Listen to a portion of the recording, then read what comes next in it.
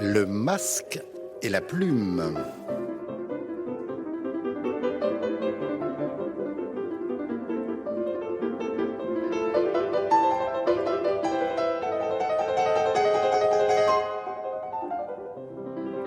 Bonsoir à tous, bienvenue en public au studio Charles Trenet de la Maison de Radio France pour un masque et la plume consacré ce soir à l'actualité littéraire avec les marcheurs de la critique. J'ai nommé le vénérable Michel Crépu de la Revue des Deux Mondes. Ça va, Michel ? Très bien. Qui consacre d'ailleurs son numéro de ce mois-ci au puritanisme, enquête sur le bien et le mal. Sujet important et d'actualité avec Jean-Louis Hézine de l'Observateur, de France Culture, de Ponto Combo. Oui. Du Pays d'Auge. Du Pays d'Auge. Du bien et du mal. J'ai l'impression. Ah non, j'étais à du bien et du Ouistreham mal, encore. du bien et du mal. Avec Arnaud de la revue Transfuge, mais également de la revue Charles, et avec Jean-Claude Raspien-Jas, qui réussit toujours la prouesse de descendre les escaliers comme Lynn Renault pour arriver, évidemment, sous les applaudissements. Jean-Claude Raspien-Jas.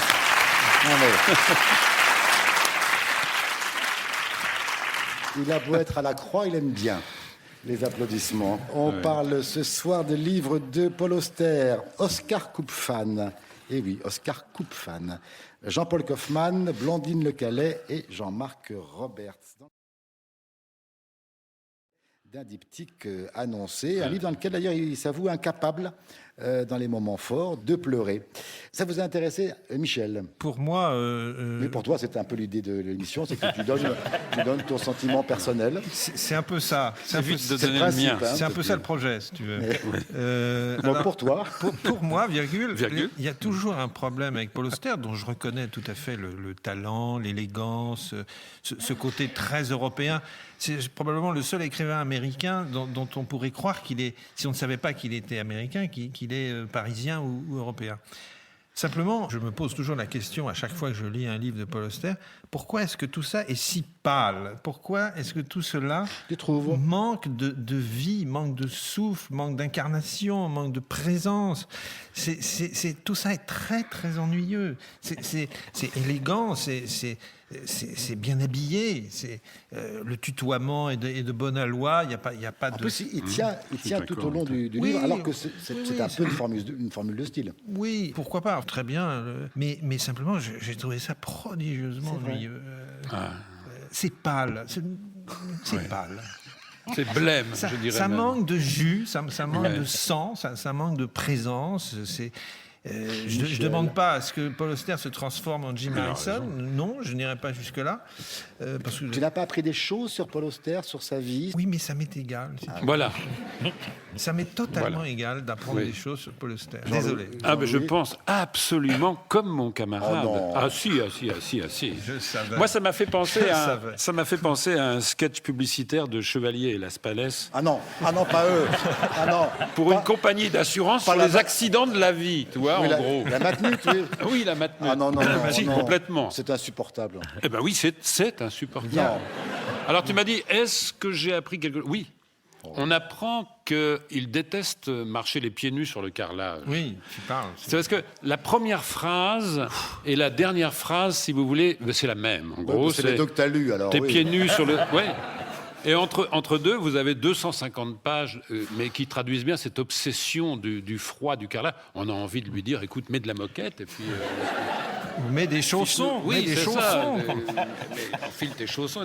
C'est d'un ennui. Mais vous l'avez pas lu, la C'est bordélique. Ah, si, c'est bordélique. Ça part dans tous les sens. Ça n'a aucun... non. Il n'y a pas de verte... il y a une logique. Non, il n'y a pas de logique. Ça part dans tous les sens. Même le séjour parisien, là, qui pourrait quand même donner lieu à une scène assez forte avec l'engueulade avec l'appartement d'en dessous, la discussion avec le concierge qui n'a toujours pas compris que si les Juifs étaient partis du quartier en 1941, c'était pas pour aller faire du tourisme, mais c'était pour d'autres raisons. Oui. Tout ça est raconté d'une manière tellement évanescente, tellement pâle. Ça fait penser, vous savez, à ce stéréotype qui est très contemporain sur la fameuse et célébrissime perte de repères. repères. Je ne sais pas si vous avez vu, il y a beaucoup d'auteurs souffrent de la perte de repères. T'as vu ça où? C'est dans tous les articles. Oui, c'est vrai, je le lis tout le temps. C'est un roman c'est un récit sur la perte de repères. Ne commencez pas tous les deux à faire l'émission. C'est une maladie contemporaine. Les auteurs sont gagnés par la perte de repères. Je suis absolument d'accord avec toi. Même Alors les que la meilleurs critiques commence... admettent que Paul Auster, là, part dans tous les sens. C'est bordélique au possible. Je veux dire, il n'y a aucune cohérence ni temporelle, ni spatiale, ni quoi que ce soit. Non. Bah non. Bon, à part les pieds nus sur le carrelage. Non, ce qui est terrible dans ce qu'on vient d'entendre, c'est qu'il y a des auditeurs qui paient la redevance pour entendre ça. Je veux dire, c'est pas possible, quoi. C'est juste pas possible. Tout ce que tu viens de dire, Jean-Louis, se détruit, mais chaque argument, si on avait le temps de les reprendre, tout ça, bon, pas de repères spatio-temporels, il fait que ça. Bah oui. La blémitude que tu lui reproches... Même sur sa mère, il est ennuyeux. C'est très difficile pour un écrivain d'être ennuyeux sur sa mère. Sa blémitude... Même sur sa mère, il est ennuyeux. Mais enfin, c'est pas possible. Enfin, c'est...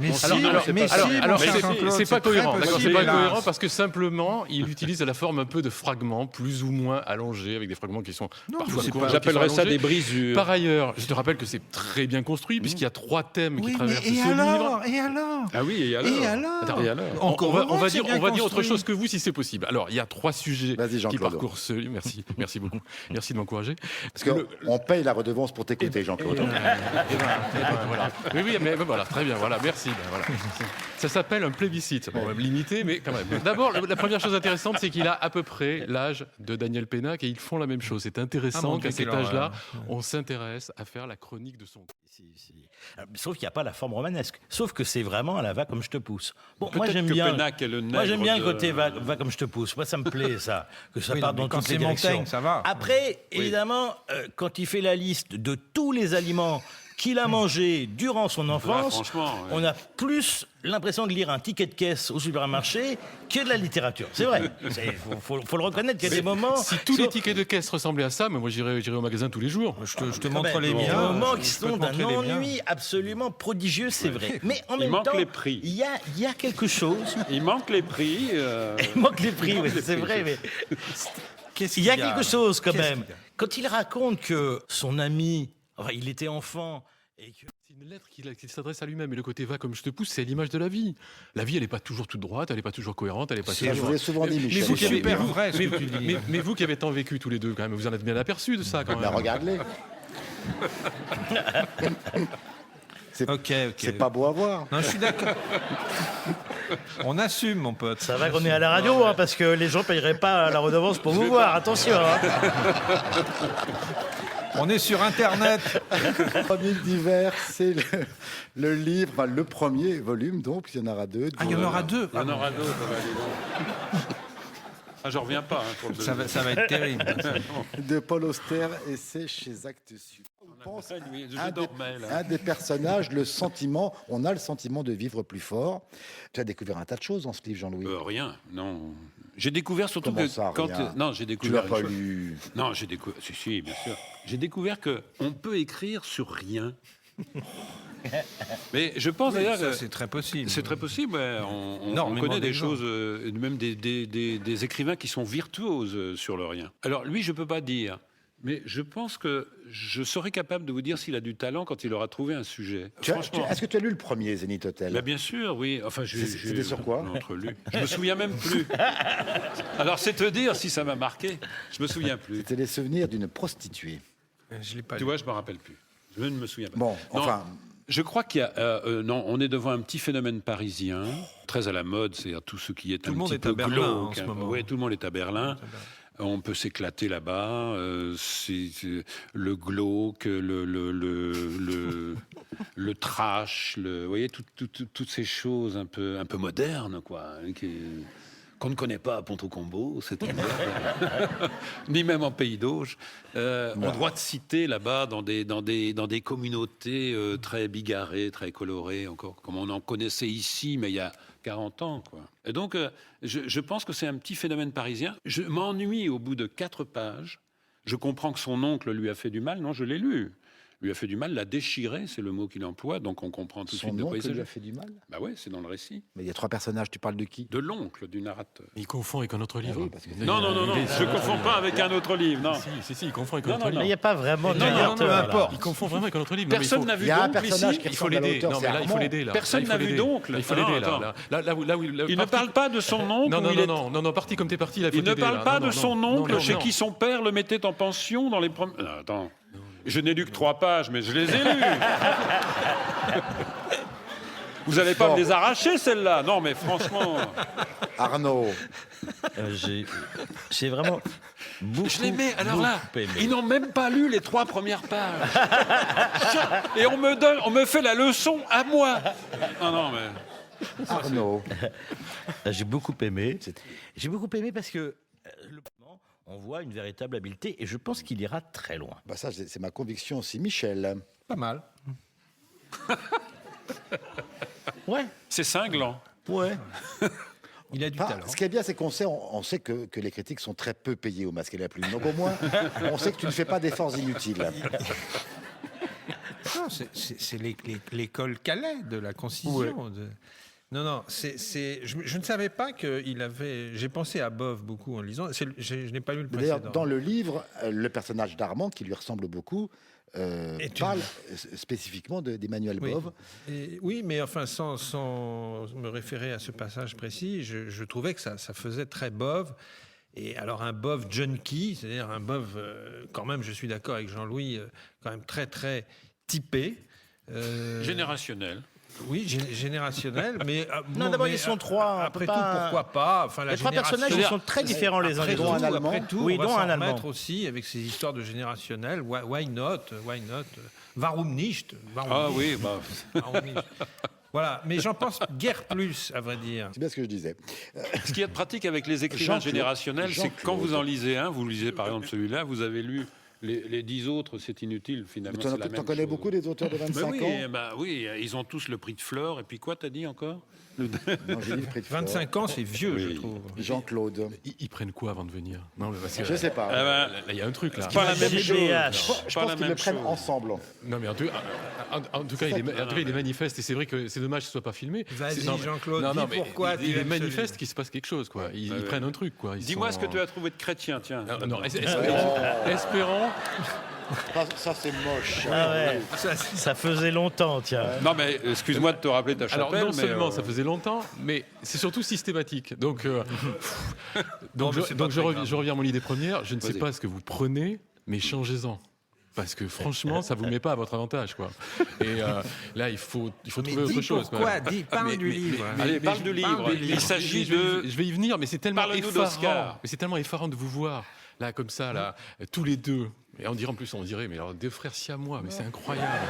Non, là, il faut On est penser à engagé Vladimir dans un Estragon cirque. dans En attendant Godot. C'est ça. Ils viennent.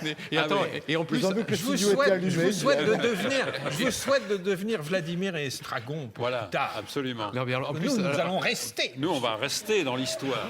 et en plus, t'en as un des deux. Et en plus, t'en as un des Personne ne paye la redevance pour voir du Beckett. Ça, je vous le dis tout de suite. Hein.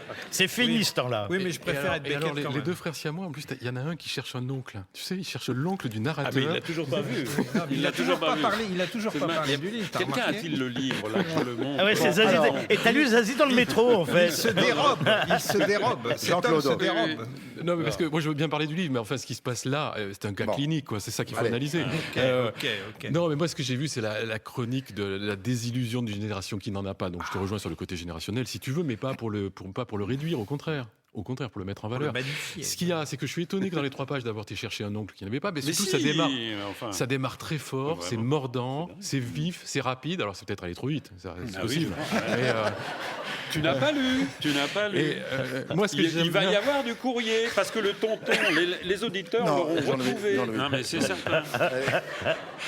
Non, mais on peut même en Laisse-moi faire un tenter d'aller jusqu'au concours. bout de On cette peut même en émission. faire un concours. Chercher le Jean-Claude, tonton en plus, dans le livre d'Oscar Kupfan. Ça, on peut. Non, ce qui est bien, c'est sa découverte de Berlin, parce que c'est vrai qu'il a un œil neuf. Il a pris Nous un partons aller simple. pour, hein. Il a un œil neuf, et surtout, c'est le nouveau Berlin qui l'intéresse. La façon dont il décrit que l'électricité entre les êtres est pas la même à Paris qu'à Berlin est tout à fait intéressante. Ce qu'il dit aussi, c'est que une ville triste qui lui donne l'impression que tout doit être utile. Ça, c'est tout à fait bien vu sur ce qu'est Berlin. À l'image de ces grandes avenues, de ces grands boulevards. Mais il dit tout a l'air d'être utile. Du coup, on s'imagine qu'il y a des parkings. Je ne sais plus ce qu'il dit, mais c'est très amusant. En fait, il trouve que Berlin est assez germanique. Mais surtout, il y a un moment, il y a un risque. C'est-à-dire qu'à un moment, son style est tellement bien. Il y a un moment, ce qu'il décrit est tellement lassant, c'est-à-dire le mode de vie de ce qu'il appelle les vieilles filles de la Défense, qu'à un moment, on se surprend à se demander si c'est Il le parle style... de nous, là, les vieilles filles de la Défense. T'es gonflé, quand même. Tu devrais retourner au conclave, mon Dieu. Non. J'ai travaillé à la franchement, Croix, c'est pas digne du public C'est pas habituel de la de fumée- l'émission. Non. On voit que vous n'êtes pas des habitués. C'est pas de la fumée blanche, hein, que tu- comme ça, non. Et quand Non. tu fumes, c'est pas Non, de la fumée blanche. non, là, franchement, non. Non, alors j'en étais, moi, sur ma perplexité, qui était de savoir si à un moment son style était un peu lassant, ennuyeux. Ah oui, tout de même. Et un peu Ah, vide. alors Aussi. tout ça, il nous fait une scène. J'ai qui pas dure fini. 20 minutes. s'il J'ai vous pas plaît. fini. Non, J'ai pas Tout ça pour nous dire, non. au bout de 20 Arrêtez. minutes, Non. que Je c'est sais pas. lassant. Il avoue Je que ne c'est sais lassant. pas, s'il vous plaît. Je ne sais pas si c'est le style ou ce qu'il décrit est une sorte d'impasse existentielle ça. et qui donc nécessite ce style-là, Bah oui, si je peux mais me là- permettre, les gars. Oui, mais là, on c'est peut rien pour exponentiel. toi, Jean-Claude. Si tu- Demain, Berlin, tu peux pas faire le le distinguo. deuxième, je dis bien le deuxième et pas Il le a dit que second. c'était lassant. Deuxième, Il l'a dit.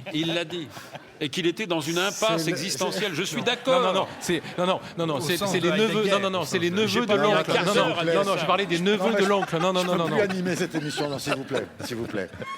Un peu d'égard pour moi. Un Non, quart là, d'heure je peux pour plus. accoucher de ça. Non, s'il vous plaît. Demain, Berlin, édition finitude. Deuxième roman d'Oscar Kupfan. Allez, rapidement, Rêve de pierre au pluriel. Un recueil chez Stock de 10 nouvelles signées Blandine Le Calais, l'auteur à succès à Paris en passant par la Bretagne, dont les aïeux de Blandine Le Calais sont originaires. Et encore une fois, tout ça, c'est à partir des épitaphes. Jean-Claude, ça t'a intéressé? Oui, enfin, On va aller relativement Non, mais vite. dis-le carrément. On va aller parce que... Non, n'aie pas peur. Allez, vas-y, Jean-Claude, vas-y. Alors, Fais comme si on n'était pas là. alors, soyez.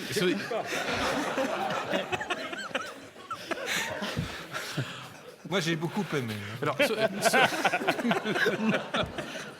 soyez tranquilles, les gars, je ne prendrai jamais ce que vous prenez. Mais soyez certains, je ne le ferai pas. toute Je ne le façon, on ferai te le dira pas. Soyez gentil, dites-moi ce Je que le vous pensez ferai de ce pas. livre. Je le trouve un peu inégal. On t'en donnera pas. Ce sont des nouvelles, je les trouve un petit peu Ça, je l'ai inégales. déjà dit, ça, oui. Oui, mais certaines tiennent la distance, d'autres un peu non. Celle sur l'épitaphe dont tu as parlé, sur la mère qui sème la zizanie, est vraiment bien.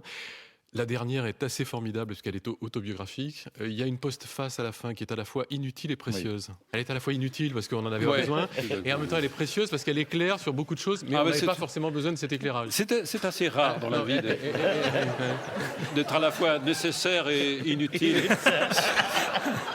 Mais c'est bien pour ça. C'est une performance. Hein. C'est Il y a- pas donné à tout le monde. Il n'y a qu'à Berlin qu'on peut dire ça.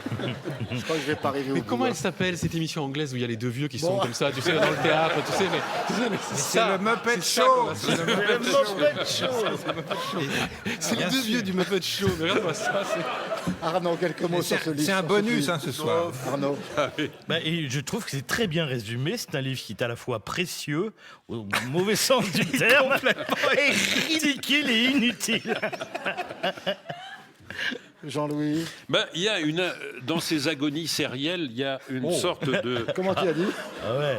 Comment tu as dit? Ah, je suis étonné. Ça m'a du échappé. Ça m'a complètement échappé. J'ai dit agonie sérielle. C'est assez joli. Il est en pleine descente, là. Il y a une morbidité obsessionnelle, un petit peu dans le côté Ah oui, répétitif. c'est les épitaphes, oui. Ouais, c'est l'épitaphe. Ça m'a fait penser aux pathologies dont souffrent les philocorbolistes qui Pardon sont les philocorbolistes qui sont les collectionneurs de corbillards.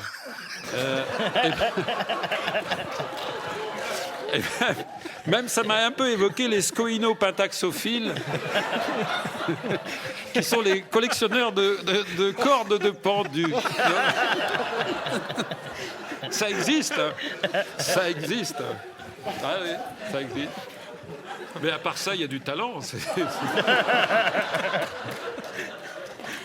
C'est une question... le problème, c'est une question de dosage, là. Il faut Oui, que- J'ai perdu l'ordonnance.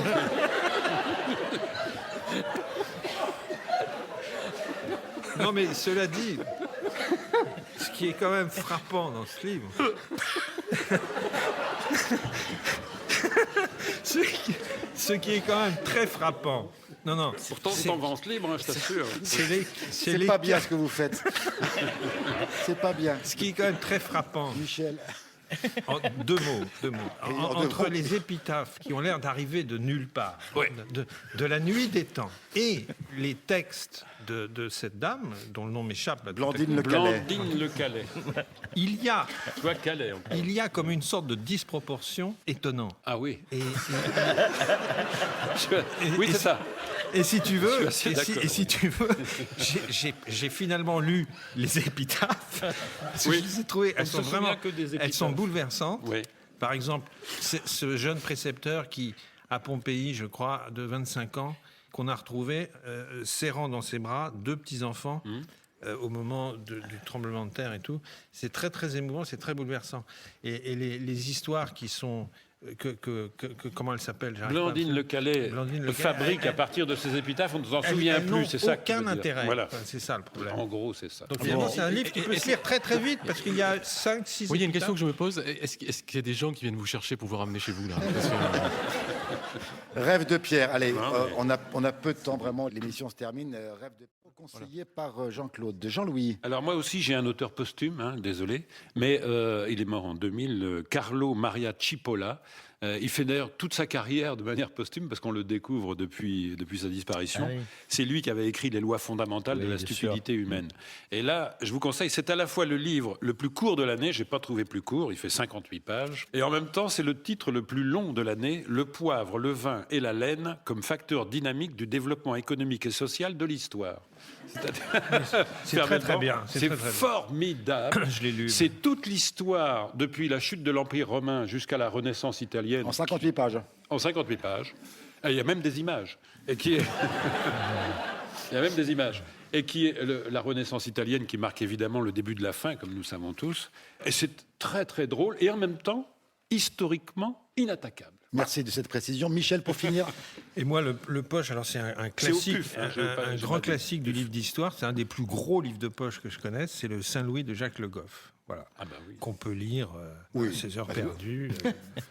D'ailleurs, en Et général, elles quand sont on pas a un perdues. temps comme ça, un peu de perdu, on fonce sur le Saint-Louis de Le Goff. Ah, moi, mais ça- j'avais c'est ce que tout. je fais souvent chez moi. Je veux dire, j'ai un problème, je fonce sur le Saint-Louis de Le Goff. Merci de le rappeler, Michel.